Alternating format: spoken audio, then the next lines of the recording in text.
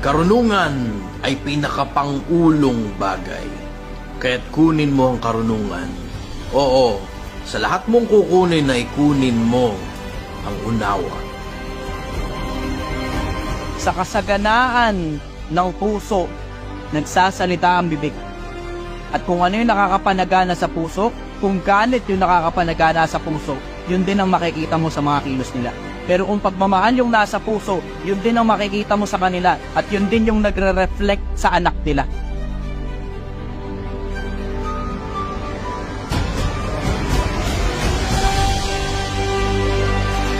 I want to appeal to intelligent individuals.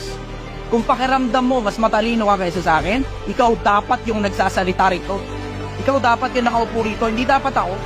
Hindi ko naman dapat ilalabas yung mukha ko sa social media.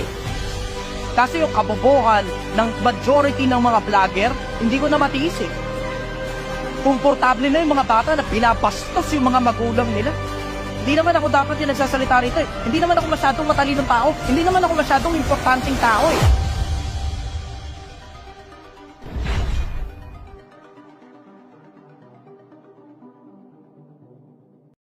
Ayaw ipalitis dito. Dun sa ibang bansa pinalitis. Stupid. Pero ano, diretso, ang isa sa mga dahilan yan, kasi si Duterte kasi, siyempre obviously malaking threat sa mga Marcoses. Kasi ang lakas ng puwersa ng Duterte, isipin mo, pag nagsama yung Duterte, nanay, ay yung si tatay at saka yung anak. Tapos kakandidato halimbawa sa 2028 election. Isipin mo yun, yung isa presidente, tapos yung isa vice, bakit? Putang durog. Durog ngayon ng merkado, hindi nila kaya yan. Mahihirapan yan. May sabi nung Salvador Panelo. Hindi mahihirapan ng mga Marcoses na labanan yun kapag kumandidato yung dalawa, sabay. Presidente yung isa, vice yung isa. Mahihirapan yun. Isa sa mga pinakamalalaking dahilan yun eh. Isa pang dahilan, yung ang Duterte kasi nakakiling sa China. Kaya Marcoses ayaw ipamigay ang soberanya ng Pilipinas sa China. Kaya yung mga kalaban ng China, yun ngayon ang sinuyo ng Marcoses. Kaya hindi niya napansin ang India nagpadala ng battleship dito. Ang Amerika nagpadala ng mga tropa dito, tapos nagpadala din ng mga missile. Hindi ko alam kung alam ninyo yun. Ang Australia, ganun din. So, ang ginagawa ng Marcos, obviously, inililikom yung puwersa ng iba't ibang parte ng mundo ng mga either kalaban ng China o neutral sa China na hindi gustong makuha ang West Philippine Sea. Kasi pag nakuha yung West Philippine Sea, obviously kalahati ng komersyo ng buong mundo pamamahalaan ng China, and that will also mean global domination. Kasi yung sa langis nakuha na ng China. Dati mayroong petrodollar deal sa Middle East. Na-overthrow yun ng Petro-Yuan deal, na-supersede yun ng Petro-Yuan deal. I-research na lang kung ano ibig sabihin ng petrodollar at Petro-Yuan deal. Masyadong komplikado na yan eh. Pero I will go to the basics na yung dalawang presidente kasi na yan, dalawang magkaibang bansa rin ang inaalyansahan niyang mga yan. Yung isa nakapanig sa China, yung isa naman, mga nakalaban ng China yung pinapanigan. Isa pa, malaking threat kasi sa politika si Duterte, direct na kalaban talaga ng mga Marcoses. So malaking chance yun na matalo ang Marcos sa 2028 election kapag nagsama yung magtatay. Si Duterte at saka si Sara. Yun ang nakikita ko. So obviously, I may be wrong. Yun ang sagot ko. Follow-up question, brother.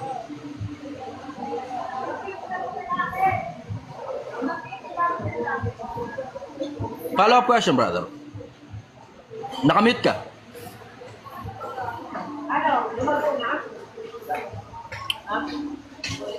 Okay ka na yata. Takit mo na akong bago. Nakatulog na yata siya. Brother, good morning. Taga saan ka? Good morning po. Taga Bataan. Bataan. Okay. Ano tanong mo, brother? Ito lang po dahil kasi ganito eh. Ganun ba talaga kahina ang justices natin dito sa Pilipinas para ipadala si Tatay Digong sa ibang bansa? Hindi mahina ang justices. Hindi dumaan sa justices. Hindi dinaanan eh. Di ba ICC rin naman yun? Article 59, Section 3 ng ICC, kailangan ipadala mo muna sa justice dito sa Pilipinas o dun sa kung saan mang bansa, makukunin yung tao bago ipadala sa ICC. Eh, hindi naman pumayag yung korte natin dito eh. nagpa-temporary restraining order nga, huli na kung kailan nakaalis ng aeroplano. Yun nga Hindi dumaan problema. sa dito. Tapos, bakit sa palagay ninyo na nag-usap yung tatlong sekretary kasama si Bangag, bakit siya nakipag-meeting noon para lang kunin si Tatay Digong na dalhin sa ibang bansa? Hindi ko masasagot yun. Kasi syempre there's always official communication. Pero at the end of the day, ang aasahan mo talaga diyan kung ano ilalabas ng media. Kasi syempre, yun yung manggagaling diretso, galing mismo sa presidente. Hindi naman yung mga ordinaryong taong bayan, hindi naman natin malalaman yung mga pinag-usapan nila na yun. Ilalabas ba nila yan? Yun ang sagot ko doon. Follow-up question, brother. Last na lang po, isa na lang po. Ganito po. Palagay, meron kasing lumalabas ngayon na meron daw pinapapirmahan ng COMELEC. Pinapapirmahan COMELEC daw sila, COMELEC staff daw sila. Kinukuhanan daw nila ng pirma yung mga voters personnel ngayon, yung mga tao na normal na tao lang na boboto para sa 2028 election. Ngayon po, palagay nyo ba manipulation nyo na pagkakamali ng COMELEC o talagang sinadya lang ng administrasyon para guluhin yung darating na election? Maaring parehas. Pwede mo tingnan yun sa parehas na anggulo. Pwede mo rin naman tignan yun dun sa anggulo na baka survey lang yan. We will never know. Hindi naman natin alam kung ano dahilan nun eh. Basta inilabas yan, kung ano man ang dahilan nila behind the scenes, syempre hindi nila sasabihin yun. Basta inilabas yung ganong klase ng sistema. Kung saan pinapipirma ordinary ng bayan. So bakit po kailangan pumirma ng isang botante para makakuha sila ng ganun? Dahil kasi 'di ba, once na pumirma tayo sa isang kasunduan, ibig sabihin tinatanggap mo na legal yung pagpirma mo doon. Hindi naman natin alam talaga eksakto kung ano talaga yung pinapirmahan na yun eh. Hindi naman ako kasaling pumirma doon eh, kaya nga hindi ko alam eh. Ang pinapirma po kasi nila is parang sample ballot, nandoon yung pangalan mo. Tapos pati yung precinct number mo nandoon. Ibig sabihin manipulado na siya. Tama ba 'yon? Possible manipulation, no? Kasi syempre, kapag pumirma ka sa ganun, magkakaroon ka ngayon ng reckoning. Ano nga uli yung pinirmahan ko nung nakaraan, 3 taon Bongbong. Okay, sige, presidente natin Bongbong. Ganon. Diyos ko. Ibig sabihin dahil kasi dito po sa amin, sa lugar namin, sa bataan namin, meron lang kumakalat na ganun, pero hindi lahat tinatanggap yun dahil kasi katulad po ako, usually talaga na kasi watcher po ako sa lahat ng mga nagaganap na election dito sa amin, mayoral, presidential, ganun. Lagi po akong nagiging Mahirap pagpakasigurado sa bagay na hindi naman natin sigurado. Yun nga po. Mahirap pagpakasigurado. Hindi naman natin alam kung totoo ba yan o bali-balita lang o haka-haka lang. Hindi natin alam, we will never know. Unless tayo mismo yung pinapirma. Yun nga po. Diba? Kaya Pero nga po. in case, wala naman akong nakitang ganun dito sa Angono Rizal. In fairness naman, tinatanong ko sila rito, kamusta rito? Wala namang ganung balita. Wala akong nakikitang balita na ganun dito within the location, within Rizal. Wala akong nababalitaan. Dito kasi Kung sa amin sa sa inyo, Bataan, meron na. Meron na Baka siya. ano yan? dito. Siguro baka malay mo, 'di ba? Kasi masyadong maraming pera umiikot ngayon sa merkado eh. Nakikibalita ako galing sa ibang mga influencer, maraming pera daw umiikot ngayon eh. Sobrang daming pera, literal sobrang daming pera, milyon-milyon ang usapan. Sir, salamat sa time po. Thank you. Sige, bye-bye. Thank you po. Okay, next na. Come na ako, soft drinks. Maiba naman muna. Tubig pala ako rito. Hello sir, good evening. Ay, madaling araw pala dyan sir, no? Madaling araw pala Nasa ka ba? Nasa ka? Abu Dhabi sir. Abu Dhabi. Okay, ano tanong mo? Sir, tanong ko lang tungkol doon ka familiar ka ba doon kay Attorney Harold Espicio? Hindi ko siya kilala. Ano meron sa kanya? Yung tungkol ba about sa ini-issue na kung i-connect sa computer yung sa COMELEC? Nabalitaan ko yan. Siya ba yung attorney na IT din at the same time? Totoo ba yung sinasabi niya, sir? Hindi ko alam sister eh. Pero meron siyang pinapanukala na wag daw i-connecta kapag ka in transit. Yun daw. Siyempre, Pwede ba yun? Bakit mo nga i-connecta sa internet? Kaya pwede daw pwede daw ma-hack. madaya ang pagboto. Eh no, yung isa, IT ako, totoo yan. O yun, siya nagsasabi, IT yan. Hindi naman ako IT eh. So, mangyayari, opinion ko lang ang sasabihin ko. Eto ngayon, IT eh, ano sabi? Si Qubits ayaw. So, siya, totoo daw yun, sabi niya. Siya nagsabi, IT yan, hindi ako IT. Yun So, pala possible- ang alam ng IT. Noon pa naman yan eh. Noon pa naman yung dugasan sa boto na yan. Wala naman bago. Kahit nga si ano eh. Kung naaalala nyo si... Panahon pa ni Marcos. Yung unang-unang Marcos. Senior. Si Enrile. Meron akong nakitang isang pagsasalita ni Enrile. Ganun lang. Hindi ko alam kung interview yun eh. Pero meron isang clip sa TikTok na kumakalat na si Enrile ang sabi, meron daw sa lugar nila mismo, dun sa baluarte nila, na parang dugasan sa boto na sa kanila nag-commit na parang 350,000 votes. Doon pa lang sa lugar nila, sa baluarte nila. So I will never know. Basta ang alam ko, lumang tugtugin na yung tungkol sa dugasan sa botohan. Matagal na tugtugin na yung dugasan sa botohan. Hindi na makatakataka yan eh. Nung panahon ni, anong pangalan nito? Nung kandidatura ni, sino to? Si Pinoy yata yun? Oo, parang, hindi si Pinoy. Si Pinoy. Yung isa pa, bago yun. Tama, si Pinoy nga. Panahon ni Pinoy, merong nag-open na, kasi makikita mo kasi yan eh, sa Comelec, binalita ng Comelec kung ilan yung mga naka-online na machine, na counting machine, parang gano'n, diba? Tapos, merong nag-online ng counting machine sa loob ng isang motel sa Cubao. Obviously, alam mo namang magic na lang yun eh. Paano magkakaroon ng counting machine paano magkakaroon ng machine na may kinalaman sa eleksyon sa loob ng motel? Diba? Sa oras ng botohan yun ha.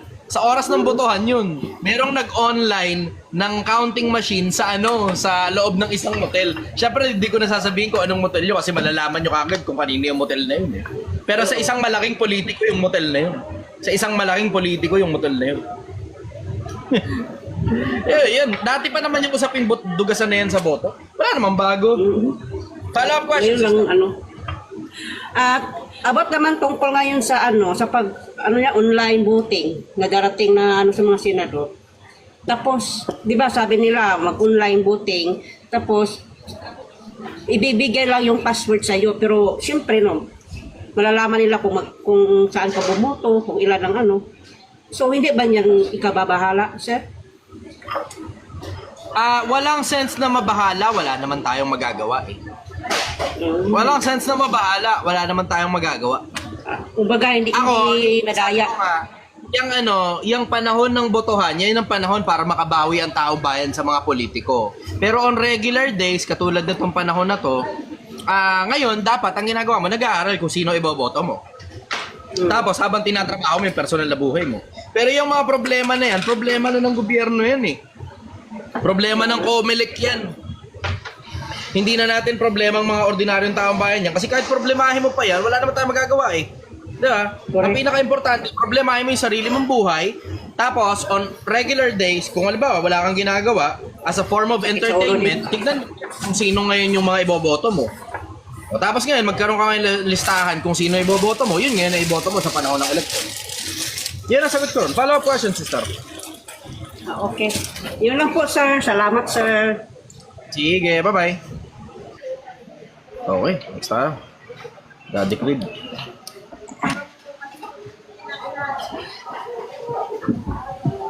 Good evening, brother. Morning na pala. Teka, saan ka? Paranaque, boss.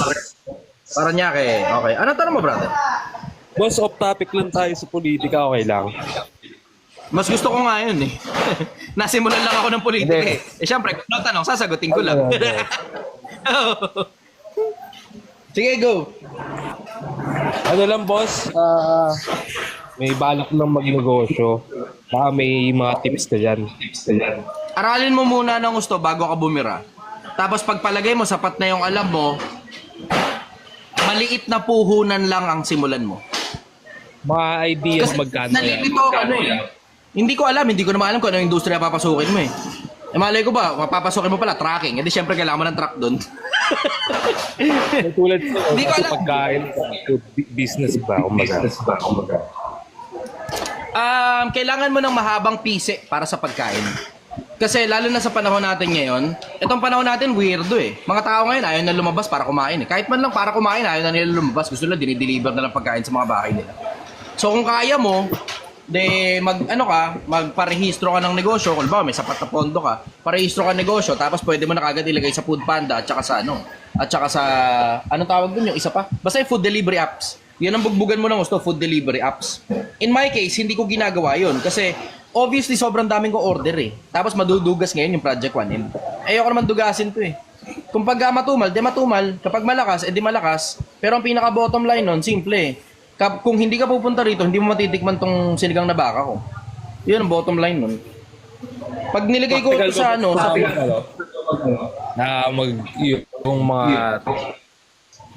yung mga dimotor, ano ibig sabihin di motor? yung cart ba na negosyo. Yun nga muna yung suggestion ko. Nakita nyo kung paano ginawa ko rito? Dun muna. Oo. Simulan mo muna sa ganun. Ako suggestion ko, kung wala kang pambili ng cart, simulan mo muna sa pagbebenta muna sa kalsada. Latag ka ng lamesa sa kung saan man, sa may pilahan ng jeep o sa may pilahan ng tricycle. Ganun ginagawa ng iba. Nakikita ko sa mga aga-agahan. Nagsisimula sila alas 4 na madaling araw, tatapos alas 8 na umaga. Mabilis lang yun, tapos ubus ka agad yung paninda. Sa mga pilahan nila nilalagay, lamesa lang yun. As in, dadalhin doon, naka-tricycle sila, lalatag yung lamesa, lalatag yung mga paninda, tapos mag-aantay ng bibili. Mula alas 4 na madaling araw, hanggang alas 8 ng umaga, ubus na kagad yun, alis na sila. Tapos susunod, tanghalian naman kung kaya. Minsan, talagang purely agahan lang talaga sila. Nakukuha na kagad nila yung kota sa agahan pa lang. Yun. Pwede mong simulan sa ganun para malaman mo muna kung pumipitik sa'yo yung merkado. Kung pumipitik sa'yo yung merkado, edi good. Pag hindi pumipitik sa'yo, at least hindi ka nasunog ng malaki kasi barya-barya ka muna nagsimula. Gets mo? Safe boss, safe. Salamat. Follow up. Yun lang boss, Follow up, okay na boss. ako. Salamat. Okay, thank you. Itong mga ganitong nang-flood. Alam mo, papaalala ko lang sa'yo. Itong nagsasabi na tumahimik ka. Kitang Love 22. Papaalala ko lang sa'yo, napakadali mong i-block. Paalala ko lang sa'yo. Kasi baka nakakalimot ka eh. Baka nakakalimot ka na nasa akin lang ang kapangyarihan dahil live ko ito. Ikaw ang bumisita rito. Ikaw ang pumasok sa live ko. Ikaw ang pumunta sa mundo ko. Kaya kitang sipain kahit kailan ko gusto. Paalala ko lang sa'yo ha. Ngayon, ikaw ngayon ang tumahimik. Otherwise, madali sa akin naman block. Paalala ko lang sa'yo. Pababayaan lang kita ngayon na nakikinig ka. Pero isa pang ganyan mo, tignan mo, makikita mo. I-mute muna kita ng 5 minutes para maburat ka ng gusto. Napakatatapang ninyo eh. Hindi naman kayo makaakyat sa live. Diba? Hindi nyo man lang kayang panindigan yung mga pinaninindigan nyo. Ito mga basura ng lipunan na to. Tangin. Good morning, Hana. Taga saan ka? Ay, taga Bacolod po. Bacolod, okay. Ano tanong mo? Question ko lang po is, for you po, are all politicians corrupt? Karamihan, oo.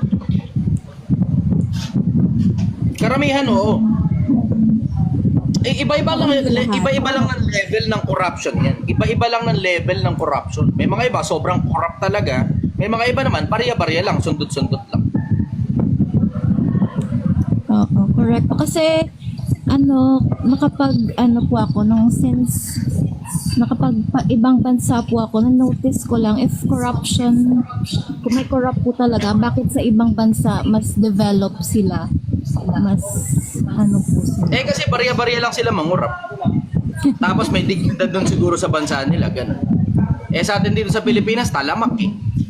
Hanggat hindi nahuhuli, hanggat hindi alam mo yun, hanggat hindi nadadali, yung iba nga nakulong na, nakalabas na, bumabalik pa rin sa politika eh. Paano? May mga bobo kasing bumoboto pa rin sa kanila eh. Nakita nyo naman kung sino-sino mga nakulong na, nalabas ulit. Tapos binoboto na naman ng mga tao. Gano'ng kakatanga para bumoto ka sa taong alam mo namang kurap. Diba? Parang ito, katulad ito, itong isang piraso, si Kitang Love 22. Siya yung nagsasabi, tumahimik daw ako. Tapos bigla babanat ngayon freedom of speech, huwag kang magalit. Kung di ka ba naman bobo, oo, freedom of speech, wala tayong problema doon. Pero, papaalala ko lang din sa'yo na may consequence lahat ng speeches mo. Hindi yan freedom of speech regardless of the consequence. May consequence lahat ng bagay. Pumasok ka sa live ko, tapos patatahimikin mo ko. Ang sasabihin ko lang sa'yo, freedom of speech din. Pakyo ka po. Yun ang sagot ko sa'yo. Freedom of speech pala. Ha? Okay, sige. Follow-up question, sister. Yan lang po. Thank you so much. Sige, bye-bye. Bye. Okay. So na freedom of speech, ha? Lahat tayo may kanya-kanyang freedom of speech, gago, including myself. Gusto mo ikaw lang may freedom of speech? Gago ka ba? Tanginan to. Bulok ang puta.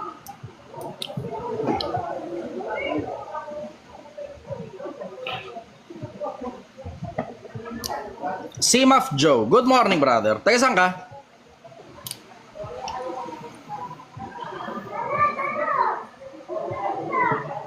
Good morning brother. Taga saan ka? Wala. Okay, next tayo.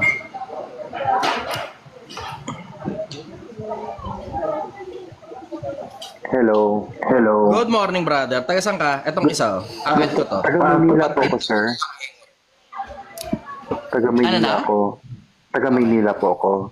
Sir, Sige. itatanong ko lang po, sa experience niyo sa pagre-restaurant, ano yung difficult time na experience mo sa good times or sa bad times mo? Ang good times ko kapag lahat ng mga tao sa loob ng negosyo maayos. Ang bad times ko pagka yung mga tao sa loob ng negosyo kupal. Kasi as of now kasi nasa bagong industry ako ng restaurant, nanibago ko na culture shock ako. Kasi isang Chinese restaurant, medyo very complicated, toxic, tapos yung set of rules and regulation niya, tapos delay yung sahod namin, tapos yung written contract namin sa ano namin, sa job, parang sinasabi yung job contract, hindi sa amin binigay. So parang wala kami protected, parang hindi unfair advantage. So hindi ko alam paano namin iba ipoprotekta ka, katulad ko as a Filipino-Chinese, tapos may mga kasamahan ako Filipino na nakakalungkot rin, pero ang kalakar kasi ng industriya ng restaurant, hindi ko kasi kabisado. Nanibago lang ako. Kaya gusto ko lang malaman sa experience nyo as a owner, or kung katulad ko as a employee, anong between the gap of the experience po? Masakit sa ulo pagpapagkain, brother. Diretsahan. Kahit naman ako, di ko gusto to eh. Kahit ako, di ko gusto to. Ang dahilan lang naman ko, bakit pinagtsatsagaan ko to? Kasi nung nagpa-survey ako sa mga tao, okay, sige, gagawa tayo 1 million. Anong paraan ba ang gusto ninyong makita kung paano gumawa ng 1 million? Kasi naniniwala ako doon sa konsepto na kahit na anong industriya pa yung pasukin mo, meron kang chance. Hindi lahat ng pagkakataon sasangayon sa iyo, merkado. Pero at least you have a fighting chance pag inaral mo ng gusto yung bagay na gagawin mo bago mo papasukin. I agree, Ngayon, gusto sir. ko yung ipakita sa mga tao. Kaya ito kung hindi nyo napapansin, halos mag-iisang taon na ako rito eh. Bakit? Oo nga Kasi eh. di ko alam ginagawa ko eh.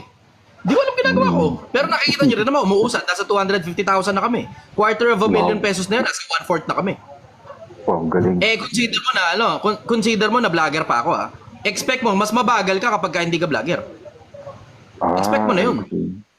As of now kasi medyo nahanga ako sa kwento ng storya mo in the top time. Siyempre nagbabago ang attitude natin. Ako kasi nasa missionary ako, tapos bigla ako pumunta sa ganitong industriya. Nanibago ko talaga, grabe. Kaya yung top time niyo, sir, talaga hanga ako. Grabe. Toxic ang mundo ng Yun nga nahanga po ko sa inyo, sir, talaga saludo ko. Sa hirap ng pinagdaanan nyo, is not easy. Siyempre, there's a time meron tayong nababangga na tao na hindi natin nagugustuhan. Siyempre, ako naman, in the form of way naman kasi I'm just respect from other people kasi yung top time nila, nadoon yung hirap, pagod, lungkot. Siyempre, nadoon yung respect sa bawat isa sa atin. Yun nga. Saka maraming salamat sir, saludo ko sa inyo. Buti dyan sa inyo, meron pa kayong respect. Hindi po, Kasi sa medyo iba, hirap rin balita ako. ko murahan eh. Totoo po, sir. Kaya ako, nag-iingat ako. Kaya minsan sa pagkain talaga, nag-iingat talaga ako. Medyo komplikado pala itong ganitong sitwasyon. Totoo lang. Kaya, Ano ba, ikaw ba may... empleyado lang po ako. Bali, nasa kitchen area ko. Ngayon parang hindi ko alam ang working field ko eh. Nasa managerial ako dapat eh. Supposed to be. Tapos parang nasa kitchen ako, nasa snack room, tapos biglang dish prep, tapos pa iba-iba yung trabaho ko. So, I'm just trying Dalawang bagay yan. Dalawang bagay yan. Isa, baka disorganize yung negosyo na pinagtatrabahuhan mo. Pero isa rin at the same time, baka hindi mo naman kasing nilinaw nung nag-a-apply ka. Actually, sa job contract kasi nandun yung malinaw. Ang problema, nagtataka lang ako, bawat sa amin, walang binigay na contract, kumbaga black and white. Pinasign lang kami, tapos walang ano, parang, oo, ganun nga po. Oo, depende kung saan ka nila i-assign ikot. Oo nga po. Meron nga talagang ganun. Meron talagang ganun. Lalo na kapag bago pa ang negosyo. Kasi ganun din kami rito eh. Ikot din kami. Dito sa negosyo na to. Ikot din. Ako, personal, lahat ng parte nitong buong negosyo na to, naikutan ko na. Ako yun personal, as may-ari Opo. Lahat nitong parte nitong buong negosyo na to, naikutan ko na. Siguro nakikita nyo naman, minsan namamalengke ako. Minsan bumibili kong karne. Minsan ako yung nagluluto. Minsan ako yung naghihiwa. Naikutan ko na lahat eh. Tapos ngayon, dahil may mga empleyado na, sila na ngayon ikot. Sila naman ikot. Kung ano yung pinagdaanan ko, ganun din yung sa kanila. I see. Kasi hindi mo rin naman masasabi, di ba? Pwede mo sabihin, okay, sige, cook ka lang. Di ba? Yung isa, pwede, dining ka lang. Eh, minsan may mga pagkakataon, dahil hindi naman sobrang laking negosyo nito, hindi ka pwede mag-overstaffing. So ngayon, ano ibig sabihin? Isa lang ang cook mo, isa lang din yung, kumbaga yung taga-prepare mo dun sa bahay, tapos isa lang din yung nandito sa dining area. Tapos every now and then, tumutulong ako dun sa lahat, ikot ako. Ako pag isa, ikot talaga ako. Pero minsan may mga pagkakataon, katulad dun, pagka maglilib si Francis, minsan itong isang tao maglilib, minsan yung isang tao maglilib, minsan may mag-aawol. Siyempre, iikot mo talaga yun. Otherwise, walang gagawa ng ibang trabaho kasi may mga pagkakataon talagang ipit ka talaga sa sitwasyon. Baba, pag nag-aawol ang tao mo, nangyayari talaga nag-aawol ang mga tao eh. Diba? Shit happens. May mga ganun talaga, basurang klase ng tao. Wala tayong magagawa ron kasi basura naman din kasi talaga yung criteria ko ng pag-hire. Paano ako mag-hire? Wala, kahit sino na lang, tinatanggap ko. Wala kang trabaho, liga rito. Minsan, kahit may criminal record pa, sige, liga rito, apply ka sa akin. I see. Ganun. Sir, Ito itatanong ko lang. maganda yung tanong. Bakit daw nag-awol? Merong mga tao talaga na awulero lang talaga. Pag di nila gusto trabaho, awulero sila. Pero syempre, hindi mo naman pwedeng isisilang 100% dun sa empleyado eh. Minsan, it has something to do with the job as well. Kasi ito mo, katulad dito sa amin, dito stay in. Syempre, mamimiss mo ngayon ng pamilya mo kapag ka stay in. Isa pa, isama mo pa yung konsepto na panggabi. May mga tao hindi sanay sa panggabi. Akala nila kapag syempre, ang simula ng trabaho alas 6 ng gabi, 'di ba? Hanggang alas 3 ng madaling araw. Akala nila pagkatapos ng alas 3 ng madaling araw, diretso tulog ka na. Without considering na syempre, alam mo 'yun, minsan ikot-ikot ka pa, minsan cellphone ka pa, minsan mag-ML ka pa, minsan maglalaro ka pa, minsan kakausapin mo pa yung pamilya mo alas 3 ng madaling araw. Minsan makakatulog ka talaga alas 6 na ng umaga, minsan alas 7. May mga tao hindi sanay sa ganun eh. So naiintindihan ko naman kung bakit. Ang hindi ko lang maintindihan, ba't hindi magsabi? Kung hindi mo pala kaya, edi magsabi ka para makahanap ako ng kapalit mo. Hindi yung tinanggap ka rito ng maayos, tapos pag nakita mo hindi mo pala kaya yung trabaho, basta ka na lang aalis nang walang paalam. Yes, sir. Yun ang di ko maintindihan sa mga tao eh. Tangina, wala ng level of professionalism without considering na tangina, pag nailagay mo sa resume mo, na minsang panahong nagtrabaho ka sa akin, tapos tinawagan ako ngayon nung kung sino man yung bagong employer mo, i-confirm ko yan. Na minsang panahon nagtrabaho ka talaga sa akin. Di ngayon, plus point ngayon sa'yo. Lalo na kapag binild up pa kita na, oo, maayos magtrabaho sa akin yan. Bakit? Influencer ako eh. Diba? Mabigat ang salita ng isang influencer. Hindi kinoconsider ng mga tanga eh. Siyempre, dahil nga sobrang katangahan nga nila, hindi nila kinoconsider yun. Bakit? Ni resume nga, hindi sila marunong gumawa eh. Diba? Sobrang katangahan lang talaga. Kahit anong trabaho, pinapasok nila. Sobrang kabobohan, pag hindi nila kaya, basta nalang mag-aawol. Pag ganong klase ka ng tao, alam mo na talaga, puta, habang buhay ka talaga magtsatsaga sa minimum o baka below minimum ka pa kapag ka ganong kaklase ng tao. Grabe daw magsalita. Ganun lang naman talaga pinagdadaanan ko eh. Galing din naman ako sa pagiging empleyado eh. Pero ito sigurado, kahit galing ako sa pagiging empleyado, hindi ako awulero. Nag-aabiso ako kapag ka either nag-resign ako ng maayos o tinanggal ako sa trabaho. Nagtrabaho ako hanggang last day. Hindi ako awulero. Diba? I just respect for your experience. Kaya yung tough time mo talaga nandiyan. Lumalabas yung tough time mo. Siyempre, ramdam ko yung tough time mo. Kanina kasi pinag-usapan niya si Sir Daddy. Medyo nag-isip-isip rin ako pero wala pa kasi ako sa passion na gano'n. Etong Kaya Allen na to, hanggang sobrang empleyado pa rin ako. kabobohan mo kasi hindi ka pa kasi nakakapag-handle ng tao, Allen. Wala ka kasing malay sa pag-handle ng tao eh. Huwag ka mag-alala, hindi ka naman naangat anytime soon hanggat hindi mo pa naiintindihan yung mga ganyang bagay. Huwag ka mag-alala, Allen, enjoyin mo lang muna sa ilalim. Gusto mo sa ilalim? Diyan ka muna, enjoyin mo muna yan. Tapos magreklamo ka na lang ng baba ng minimum, Allen. Na? Sabi, yun na nga eh, galing ka din sa baba pero tumaas ka agad. Anong masama kung tumaas ako? Pinagtrabahuan ko naman to, Brad eh. Nakita Tama nyo naman, yun. galing ako sa mga basura eh. Pero dahil sa kabobohan mo, Allen, wala ka kasing malay sa pag-angat. Wala kang malay sa pag-angat hanggang dyan ka na lang sa ilalim dahil sa katangahan mo. Anyways, follow-up question, brother. Sir, hanga ako sa yung top time mo talaga, yung pure strong mind. Kasi talagang hindi ganun kadali. Bawat isa sa atin may kanya-kanya tayong gift eh, talaga. Kaya na marami ako natututunan sa'yo. Kahit na yung masasakit na salita, pero katotohanan na sinasabi mo. Ako talaga Okay. may very Question, strong brother. mindset ko, pero hanga ako sa'yo, sir. Salamat, Grabe. brother. Na-appreciate. Follow-up Thank you question. so much. Sir, itatanong ko lang last na po. Kung ang experience mo may sa time na top time na may nagkakaroon ka ng error, ano bang how can you handle when people sometimes struggle or something na can you in confront saka sasabihin na mas maayos or para makikinig ko kung hindi nakikinig pa paano mo i-handle yun? Pagka sa akin, diretsahan lang naman eh. Diretso ako magsalita sa mga tao. Diretso lang. Brother, mali yan. Ito ang tama. Papakita ko mismo. Ganun ako magturo eh. Pag nagtuturo ako, diretso pinapakita ko mismo kung paano ginagawa trabaho. Kasi ang pangit naman nun, di ba, na hindi mo kayang ipakita kung paano, tapos mag-e-expect ka sa tao na kaya niyang gawin yan on the first day. Ganun yung konsepto. Kung paano yung ginagawa ko dito na nakikita ninyo, di ba pinapakita ko sa social media kung paano nangyayari? Parehas ng konsepto. Papakita ko ngayon sa mga empleyado ko kung paano ginagawa yung mga bagay. Simple. Hindi yun, mahirap kasing sitting on high horse ka, na nag-uutos ka lang na nag-uutos ka lang nag-uutos, tapos hindi mo naman alam kung paano ipapakita pag sa'yo pinagawa yung inuutos mo. Mahirap yung sitting on high horse, brother eh. So ako personal, ginagawa ko, pinapakita ko sa mga tao. Tapos normal naman na pumapalpak every now and then. Nagkakaproblema lang talaga kapag gumagawa ng sariling direksyon ng empleyado eh. Doon ang nagkakaproblema pag gumagawa ng sariling direksyon ng empleyado. Pagka ganon, syempre, i-redirect mo siya papunta sa direksyon mo. Bakit? Kasi unang-una, ikaw nagbabayad. Pangalawa, kapag pumalpak yung direksyon niya, hindi mo kayang saluhin yun kapag may sarili siyang direksyon, tapos pinabayaan mo lang siya. Whereas, pag pumalpak yung direction mo, direction mo yun eh. Ikaw nagbigay ng instruction eh. Take accountability ngayon. Kapag pumalpak, ayos lang. Saluhin mo ngayon. Ganon yung konsepto eh. Isa pa, idugtong mo na rin yung konsepto na sobrang importante na nagkakaintindihan kayo ng tao. Sobrang importante nun. Na kung halimbawa, hindi rin lang naman kayo nagkakaintindihan at ipinipilit niya yung gusto niya sa loob ng bakuran mo na parang hindi na suggestion at ikaw na boss ang kailangan sumunod sa kanya, then you have to take that into action.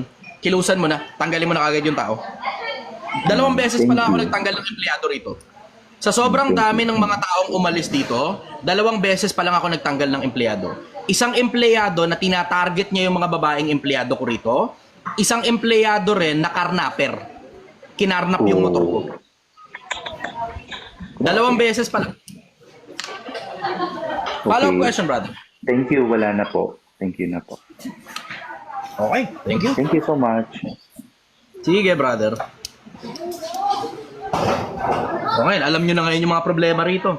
Wala kayong malay doon, no? Hindi nyo na-expect yun, ano? May curveball na gano'n dito. Wala kayong malay, may mga chamba rito kinukupitan ako. Di ko na lang ina-upload yun. Yung kaisa-isa lang naman na taong talagang in-upload ko talaga sa internet yung muka, si ano lang eh, si Mamaril lang eh. Bakit? Putang ina mo, kinuha mo 150,000 na pera eh. Di ba? Hindi na dala 200, 300, 500 yan. Pero kung 500 lang, ayaan lang kita. Hanggang sa matanggal ka, sinabihan ka ng 1 beses, sinabihan ka pangalawang beses, paulit-ulit ka na ngumupit, tatanggalin talaga kita. Yung kahuli-huli ang gumawa ng ganun dito, puta, karnaper din pala eh. Kinuha yung motor, pumunta sa jowa niya, bumalik dito, hindi dala yung motor. Sabi ko, Brad, diretsahan, hindi mo hinirab yung motor. Tapos, labas na ng oras ng pagtatrabaho, karnaping na yung ginawa mo, Brad eh. Anyways, sige, next tayo. Next.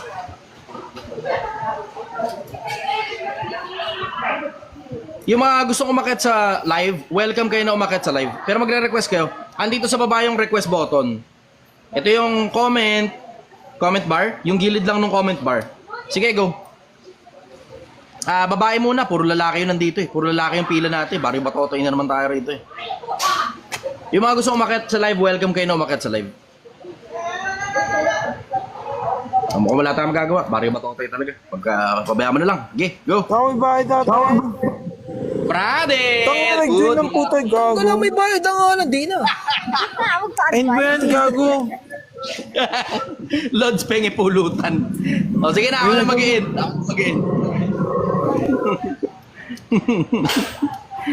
Napindot yata. Mukhang hindi sinasadya pinindot.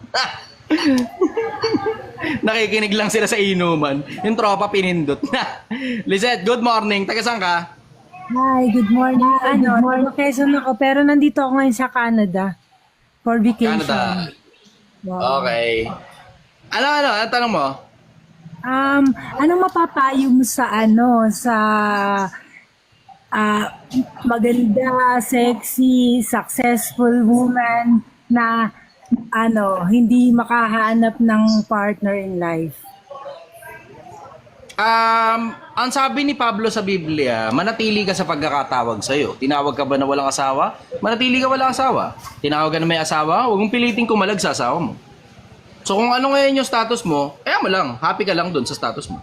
Mag-enjoy ka lang sa status mo. Wala naman ako nakikitang problema ron eh. Kung di ka makahanap, paging single ka, manatili kang single hanggang sa makahanap ka. Kasi mahirap kasi pag ipipilit mo eh. Doon ka magkakaproblema pag ipipilit mo. Paano ipipilit? Kasi may mga ibang babae dahil 40 na sila tapos wala silang jowa, single sila. Ang nangyayari, kahit sino na lang. O tapos ngayon, syempre magkakaproblema ka doon sa kahit sino na lang kasi hindi talaga yun yung matino eh. Karamihan sa mga kumakapit sa mga 40 na may pera, mga linta eh. Mga walang pera eh. Diretsahan lang. Hindi na importante kung babae o lalaki, pero karamihan sa mga kumakapit sa mga 40, lalo na kapag medyo bata-bata, 20, putang na karamihan dyan, linta. Kumakapit lang dahil sa pera. Hindi mo gusto yung mga tsamba ng ganun. Yung mga lalaking klase ng lalaki na galing-galingan, dunong-tunungan, tapos tsaka mo lang malalaman na walang-wala pala sa buhay kapag 6 na taon na kayo, nililimas na ngayon lahat ng meron ka. Magkakaproblema ka dyan kapag inipit mo yung sarili mo sa ganung sitwasyon. Hindi ako nakakakita ng ganung problema. Hindi ako nakakakita ng problema sa'yo, sister. Masayahay pa nga yung buhay mo eh. Wala kang sakit ng ulo. Eventually, someone will come along. Kasi inihingi lang naman sa Diyos yan eh. 19:14 ng kawikaan. Bahay at mga kayaman ay minamana sa mga magulang. Ngunit ang mabait na asawa galing sa Panginoon. Kung hindi ka mabigyan pa ng mabait na asawa, baka ang ibig sabihin nun, hindi pa kayo close ng Diyos. Ganun. Bakit yung mga yung time na wala, doon ka makakahanap ng totoong nagmamahal sa'yo? Yung time na Bakit yung time na halimbawa down, wala kang meron, tapos doon ka makakahanap ng totoong nagmamahal sa'yo, mas madali kang makahanap? Birds of the same feather flocks together. That's how I will put it. Birds of the same feather flocks together. Mas marami kasi yung mga taong nasa ilalim ng lipunan. Yung mga walang pera, hindi maayos ang mindset, hindi maayos ang buhay. Baka umiibig sila ng tapat, baka hindi. Pero ang bottom line, ang priority nila, pag-ipag-ibig. Hindi ang priority, pera-pera.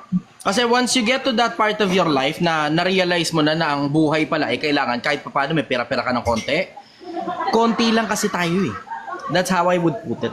Konti lang tayo. Hindi masyadong maraming mga tao yung gustong i-enhance yung buhay nila. Hindi masyadong maraming tao yung mga gustong i-ayos yung buhay nila. Hindi masyadong maraming tao yung gustong kumita ng maraming pera at gustong makaipon ng maraming pera at may resulta na. Hindi masyadong marami yan. Ang karamihan sa mga tao, butata. And general majority ng mga tao, butata. Kung di mo napapansin, mas marami yung mga mahihirap kaysa sa mga mayayaman. Bakit nagkakaganon? Kasi pagdating sa pera pinag-uusapan natin hindi buhay in general Pagdating sa pera, may mga tao talaga bulagsak sa pera at napakarami nila eh. Hindi nyo napapansin, mas marami yung mahirap kaysa mayaman. So ngayon, pagka yumaman ka, alam mo na, mas konti lang kayo. Gusto mong makahanap ng isa pang katulad mo din na mayaman? Pag tumungtong ka na sa 40, mapapansin mo, karamihan sa mga kwarentahin, either kasal na o babaero na klase ng lalaki, tapos puro bata yung mga gusto niyang babae. Yun. Follow-up question, sister.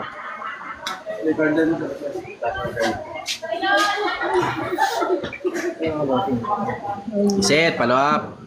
Ilan taon ka na ba? I am 40. O yun. Sakto nga. Nanghula lang naman ako eh. Pero yun kasi nakikita kong trend. Pagka kwarentahin, mahihirapan ka na talagang humanap talaga ng lalaking Actually, kaparehas hindi naman mo pati rin. ako naghahanap. Hindi, no. Actually, ang ano ko ngayon, yung hindi ako naghahanap. Ang iniisip ko nga, mas okay pa ako nga nito. Kasi wala akong problema, may peace of mind ako, walang nanloloko sa akin, walang, alam mo yun. Pagka babae talaga mixed signals eh, no? Pagka babae mixed signals, yung hindi ako naghahanap, pero yun ang tanong ko. Hindi, question lang yun kasi kasi no, tanong lang yun kasi syempre nagulat nga ako na panood kita dito. Actually bago lang ako dito sa TikTok. Tapos nakita ko, mapapanood na kita dati pa sa Facebook. Wala na akong Facebook. So wala lang, nag-try lang ako tapos pumasok naman. Swerte. Tapos wala akong ibang maisip na alam mo yun, na question sa isip ko na yun naman talaga. Saka wala na akong magawa sa buhay ko, yun lang yung nagiging question. Yun, kaya yun yung natanong ko. Pero, Hindi ka nag-iisa, parehas lang tayong wala nang magawa sa buhay. oo. Ngayon, ayan, naghihintay na lang ako ng, doon tayo dito ng concert, tapos pa-flight na ulit ako pa Pilipinas, tapos mag-iisip na naman ako saan pupunta yun. Mapapansin mo na nagfo-focus ka lang dyan sa ganyang usapin kapag ka wala ka masyadong ginagawa. Pag hindi ka masyadong busy, tsaka mo lang marirealize na wala pala akong kasama sa buhay. Pero kapag ka sobrang busy, nare-realize ko din na, mas mabuti pa to, pero question lang yun, na nagtataka ako dati, parang wala namang meron Hindi ka sa akin. nagkakaroon ng Ang daming, yeah. kapag kailan, hindi ka nag-iisa. Sobrang dami ninyo. In case hindi nyo alam, sobrang daming mga nagme-message sa akin na kwarentahin na babae, na may pera, maganda, napaayos na nila yung sarili nila. Ano na yung napaayos? As in, may gluta, ganun. Tapos, minsan maganda na yung ilong, hindi katulad dati, nung panahong mahirap pa sila. Yung kutis, magaganda na, makikinis, ganun. So, wala pa rin jowa. Ang dami nyo. Sobrang dami ninyo. Ang trouble kasi dyan, ito merong mismatch sa merkado kung di nyo napapansin, kaya nalileft out ang maraming babae. Hindi nyo naman kasalanan yun. Pero nalileft out ang babae ng pagkatumungtong na ng quarantine, kasi kung di nyo napapansin, yung mga lalaking quarantahin, sa madalas na pagkakataon, happily married. O baka miserably married, pero married sila. Ngayon, ano ngayon ang nangyayari dun sa mga single na quarantahin? Yung mga single na quarantahin na may pera, hindi niyan gustong kumuha ng kwarentahin din na babae. Ang gusto niyan, sa madalas na pagkakataon, mas bata kaysa sa kanya. Single siya. Maglalaro yan. Ngayon, that is the problem that you are facing with, na sobrang bihira ng mga lalaki na kwarentahin na naghahanap ng seryosong relasyon. Actually, hindi to problema. Ito nga yung pinangarap ko dati, di ba? Congratulations, you got what you wished for. Yes. Pero be careful what you wish for. You might just get it all. Ayun, nakuha mo na. Oh. Pero Including syempre, things you don't want. No, hindi naman ibig sabihin nun na nakasama din sa pangarap ko na maging mag-isa habang buhay, 'di ba? Ang sa akin lang yung Understood. Alam mo, just don't get very defensive about it. Dapat yung buhay mo eksakto kung ano talaga yung gusto mong mangyari. Ngayon, kung wala kang makita, maging open ka talaga sa merkado na sabihin mo talaga diretso na naghahanap ako. Kasi alam mo, magiging problema dyan, mixed signals kayo. Hindi mo rin maintindihan, naghahanap ka ba o hindi? Naghahanap ba o hindi? Naghahanap ba o hindi? Kontento ka ba o hindi? Kontento ba o hindi? Mixed signals ka rin Thank you so anong dapat kong gawin? Diretso. Andiyan na ngayon yung punto na nandun ka na sa konsepto na naghahanap ka talaga diretso ng makakasama sa buhay. Ilang taon ka na ba? Alam ngayon ng merkado yan. Ikaw, ilang taon ka na ba? Naghahanap ka ba? O hindi? Hindi. Ako diretso hindi. Single lang ako pero di ako naghahanap. Pero minsan naman pag lonely ka, anong naiisip mo? Hindi ako nalolonely eh. Diretso. Kasi eto, I have you guys to accompany me. Meron akong live. Bago ako matulog, nagla-live muna ako. At ano, papansin nyo, outside ng operating hours ko na to eh. Andito lang tong mga to kasi ginusto nilang magpa-late ng pag-aayos. Pero ako, outside operating hours na to, hanggang alas 3 na kami na mataling araw eh. Ito, tulong ko na sa mga kapwa-tao ko ito eh. Ang So plano mo, magla-live ako, habang buhay pagod ka na ng ako. mag-isa? Hindi ko alam. Diretso, hindi ko alam. It doesn't matter. It doesn't matter. Tignan mo, hindi sobrang importante sa akin ng konsepto na kailangan may kasama ako sa buhay. Eh. Bakit? Kasi I have read so many prophets in the past na walang kasama sa buhay. It is not that I am claiming to be a prophet. Huwag kayong mapagkamalian, masamang tao ako. Hindi ako propeta. Pero ang sinasabi ko, kung yung mga propeta na mga mabubuting tao, may mga propeta walang asawa eh, katulad ni Cristo at saka ni Pablo. Eh sino naman ako? Diba? Kung yun yung mga propeta, mabubuting tao yun, ako masamang tao ako eh. Gets mo yung konsepto na ganun? Oh, sabi ni Lods, itabi mo, Sir Chi, ako na. Oh. Pero you really have to mean it. You really have to make the life that you really want. Kung talagang diretsong gusto mo talaga na makakasama sa buhay, dapat naiintindihan ng merkado yan na gusto mo talaga na makakasama sa buhay. Bakit? Eh kasi kung hindi naiintindihan ng merkado, tapos hindi magkaintindihan, may nakausap ka lalaki, sasabihin mo hindi mo pala kailangan na makakasama sa buhay. Siyempre lalayasan ka nun. Eh, hindi mo pala kailangan. Eh, bakit naman ako lalapit pa sa'yo? Eh ako naghahanap. Kung halimbawa lalaki ako. Kung halimbawa ako lalaki, naghahanap ako. Sabi ko sa'yo, naghahanap ako na makakasama sa buhay. Ikaw ba naghahanap ka rin? Tapos sasagot mo hindi. Eh putang ina. Automatic yun, lalayuan ka talaga nun. Di ba? Hindi ka rin sigurado kasi sa gusto mo eh. Yun ang problema. You're sending mixed signals to the world. You're sending mixed signals to the world na hindi magkaintindihan kung ano ba talagang trip mo. Ikaw ba, kontento ka na ba sa ganyan? O gusto mo talaga na makakasama sa buhay? Kung gusto mo nang makakasama sa buhay, then sabihin mo yun. Dapat alam ng mga tao na broadcasting single ka. Bakit? Eh, wala ka naman na dun sa panahon na kailangan mo pa magpakipot. Ano ka ba? 40 ka na. Alam mo na kung lalapat sa'yo isang lalaki o hindi. Diba? Lalabas din ang tunay na ugali niya paglipas ng panahon. Tapos ikaw naman, dapat matuto ka namang maintindihan kung yung bang klase ng ugali yung klase ng ugali na gusto mo o palagay mo hindi. Kailangan maintindihan mo rin yun, diba? Magkakakilanlan muna kayong dalawa nung kung sino man na tropa mo lang muna sa umpisa. Tapos pag nakita mong palagay mo okay itong tao na to, then you should be willing to go full speed ahead. In case lang na hindi mo alam merong matinding kapangyarihan ang mga babae na baka hindi mo lang alam. Baka hindi mo alam, merong kapangyarihan ng mga babae over men. Tignan mo, yung pinakamatitikas na mga lalaki ng mundo, bumagsak sa kamay ng mga babae. May matinding manipulation ng mga babae sa mga lalaki, hindi mo lang alam. Bakit hindi mo alam? Kasi hindi mo nga kasi alam kung ano pa talagang gusto mo. Pero pag alam mo kung anong gusto mo, automatic sa instincts ng mga babae, na yung nag-instincts ng mga babae ang nagte-take over. Hindi makapag-take over yung instincts mo kasi nga mixed signals nga kasi sinesend mo. Diba? Nagpapakipot ka, hindi ka na makipot eh. 40 ka na. Lumantugtugin ka na rito, dapat kabisado mo na kung paano gumagana pagiging babae. Tignan mo, yung pinakamatitigas ng tao ng mundo, si Adan, unang-una, bumagsak dahil kay Eva. Si Samson, pinakamalakas, bumagsak dahil kay Delilah. Si Solomon, pinakamatalino, bumagsak dahil doon sa mga babae niya. May hindi birong tindi ng manipulation sa mga babae na hindi ka makatap. Bakit di ka makatap? Kasi hindi ka sigurado sa ginagawa mo. Doon nagkakaproblema. Pag hindi ka sigurado sa ginagawa mo, tingnan mo, isipin mo na lang yung konsepto na parang katulad yan ng konsepto ng pagyaman eh. 'Di ba? Merong opportunity sa harap mo. Tinanong ka, gusto mo bang yumaman? Ang sagot mo, hindi. O, hindi pababayaan ka talaga nun. Bakit? Hindi mo gusto yumaman eh. 'Di ba? Ang dami mong etchi-burechi, ang dami mong kaletyan, ang dami mong kaartehan. Putang ina ngayon. Pag dumating ngayon yung opportunity, imbis tuloy mag-grab mo yung opportunity dahil ang dami mong arte, wala ka tuloy mapala sa merkado. See? May bago natutunan na naman itong mga tao na to.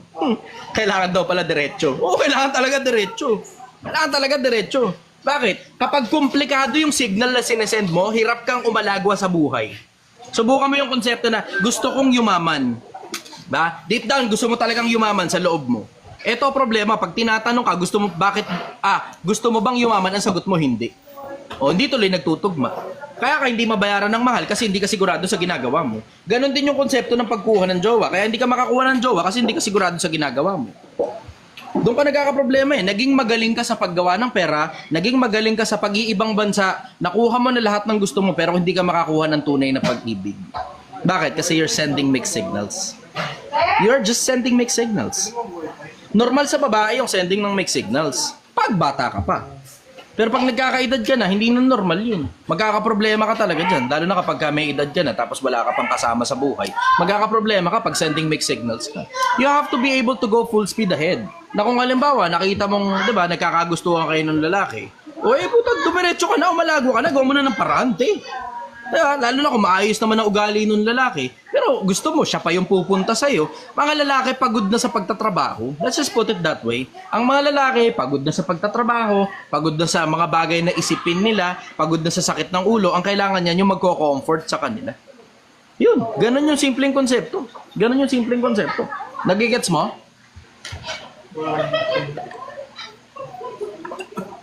Tulog na si Lisette. No. Lisette, tulog ka na? No. Kinig ako sa'yo. No. Kinig ako sa'yo. Ang galing nga eh. Ang galing nga eh. Tama. Siguraduhin mo lang talaga na diretso na talaga yung pananalita mo. Pag oo, pag hindi, hindi. Yun din naman ang sinasabi ni Kristo eh, di ba? Ang inyong maging pananalita ay oo, hindi. Sapagkat ang humigit pa rito ay buhat na sama-sama. Pag tinanong ka, naghahanap ka bang jowa? Sumagot ka diretso, oo. Diba? Kailangan alam ng mga tao. Kung hindi ka naghahanap ng jowa, di sabihin mo diretso, hindi. Bakit? Hindi mo gusto nakakakuha ng atensyon na hindi mo kailangan eh. Pero pag kailangan mong kumuha ng atensyon na kailangan mo talaga, dapat alam ng mundo yun na kailangan mo talaga ng atensyon. See? Hindi, magano ka komplikado buhay. Oh. Tinan mo, pakita ko sa inyo. Tinan mo. Pakita ko sa inyo. May audience ako rito eh. Puta kayo, tontuwa naman kayo. Yan, diyan kayo magaling, puta. Hindi mo kailangan ibigay yung pera mo sa kung sino mang puta ng Poncio Pilato na sinasabing payayamanin ka niya. Walang ganon. Ang totoo, ikaw na hinihingan nila ng barya ang dahilan kung bakit sila yumayaman. Huwag kayong Pilipinas para maniwala na pag mas buka, pag mas wala kang natapos, mas malayo mararating mo sa buhay. Kaya mga p***inang nagsasabi na lang daw, huwag na daw ikaw kumuha ng diploma ng mga social media influencer. Pa!